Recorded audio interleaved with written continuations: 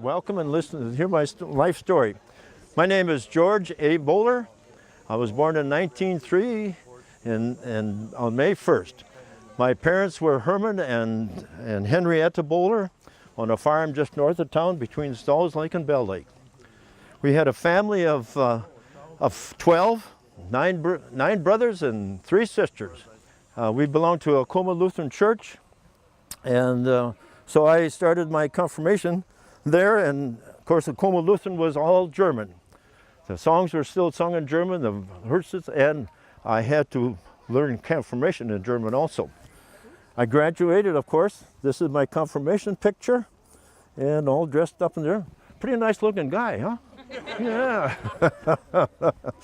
This, of course, is our family picture of us and my dad. And of course, the rest of us all dressed up real nice, but we at least got him to put on a white shirt. He still had to wear his bib overalls, or bib courses. But that was our family. When I was about 17 years old in 1920, I went down to New Ulm. In New Ulm, there was the Woodrich Road Construction Company, and they were looking for help. And so I applied there, and they hired me. And basically, my work was to get the steam engines running each morning so we could do the work, whether it's a stationary engine or one of the other moving vehicles. Over the years, my job was also to run this Franklin steam roller packer. Very heavy machine to pack the soils, to roll the tires out, but it was all driven by steam engines at the time and many others. And while I was doing this, then over the years, I obtained a Minnesota State Boilers license. So that came in handy in later years. After we were there several years, and I managed to come back to Hutchinson occasionally on weekends or whatever, but I going to the birthday parties and events in Hutchinson and what have you, and friends, and I noticed this brunette gal there. And I finally, I got to meet her. And I met her at some places and got acquainted, and her name was Ruth Zumach. They lived just southwest of Acoma Church. And she was, I was really impressed with her. And to make the story short, I finally started dating her, and then I fell madly in love. And we were going back and forth, and things were really, really going well. So in 1928, I got down on my knees and I said, "Ruth, would you please marry me?" And she said, "Yes, I'll marry you." So I was the happiest man in the world. We got married in 1928, and our first apartment was an apartment in New Ulm, upstairs apartment, and so we enjoyed life there. It was a happy time. Then in 1930, we decided must have been lonesome for our family and friends, and so we decided to go into farming. And in 1930, it was depression, and things were tough and hard to farm. We found a farm south of Crivioso that we rented, and we started farming with 5 cows and 4 horses. The horses, of course, were used to do the field work and to take the milk to the creameries in the wintertime. The next year, we got a flock of chickens so we could sell the eggs to buy groceries and a few holdings and clothing and whatever else came into effect. Then a few years later, we moved to a farm just east of Stalls Lake and farmed there a few years. Then we moved to Darwin, Minnesota, a couple miles north of Darwin. And we farmed there, and of course, their soil there is very sandy, and it was hard to have any decent crops. Pulling the grain binder up a little slope, we would almost get stuck on a little hill because of the sugar sand. So that wasn't working so good. In 1937, a farm just south of Hutchinson, near a mile south, 160 acres, was a rented farm, and that was available. Adams Estate sisters owned that, so we moved down there and set up farming. And so things were going better. We had increased our dairy herd, and things were looking up pretty good. We had good soil now. And then in 1941-42, electricity came by. So we put in, they put in electricity Now we had one light bulb in every room in the house. And the barn had some nice lights. One light in the machine shed and an outlet. And what's the first thing you think I bought after we had electricity? What do you think? I went uptown and bought a milking machine. A Delaval milking machine. No more milking by hand. A gift from heaven. That was really a plus. Of course, and you know, in 41 was war years, and there was rationing.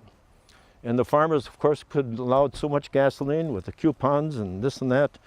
Rubber tires were rationed, and many other things. Some machinery, of course, was rationed. And in the house, I remember sugar and coffee, and probably a lot of other products were rationed during those years.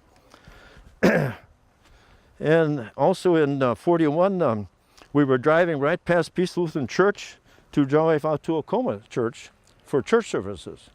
And of course the roads those days were all gravel roads. So in that winter and summer, so we decided, why drive right past Peace Lutheran and go there, because we were both Wisconsin Synods. So we joined Peace Lutheran Church in the early 40s. We could be more active in the church, our children could go to Sunday school, and everything worked out fine there. We became more active in church, and so it was a good move.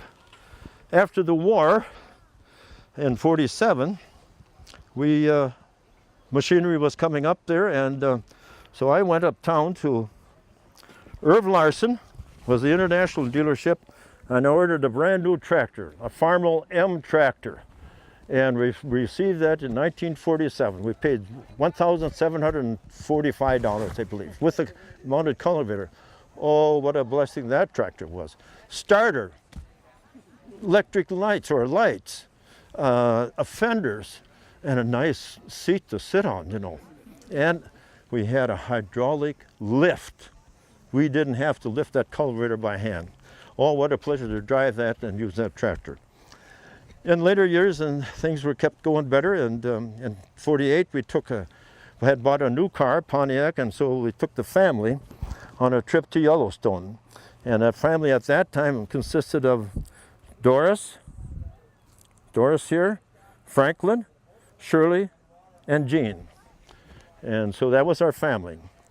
We made that trip there, and it was a very memorable trip. We had a lot of fun and talk about it many times. After that, in 1951, the Estate Sisters wanted to get rid of the farms. And so the farm was for sale, and they offered the farm to me. And well, I was a little skeptical about that. We'd just gone through the hard years and had a little money in the bank and everything paid for, and now to get this big debt, oh, it was kind of hard to take. But we talked about it, and our children encouraged us to buy it, and our friends, and checked with the bank and the loan companies, and everything worked out fine, so we bought the farm. And so that was nice. Okay, now it was ours. So in 1956, 55, 56, we remodeled the house, put in a bathroom, running water, and the heat, and just did a few things in the kitchen, so everything was going very well. In 1956 was a whatchamacallit, and then we farmed until 1962. We had increased our herd up to about 45 dairy cattle and young stock, and then in '62 we decided to sell the farm and retire. So that worked out. We kept an acre lot there, and we built a brand new house, 3-bedroom house with attached garage and a furnace, and oh, what a nice place to move into. And of course then my wife said, well, the kitchen belongs to me. You stay out of the kitchen. Well, then I bought a small repair welding shop on North Jefferson Street in Hutchinson, and we did that for 3 years. Then in 1962, Peace Lutheran was in need of a custodian who had a boiler's license. So I went down and talked to them, and so we came to an agreement. So I started working there.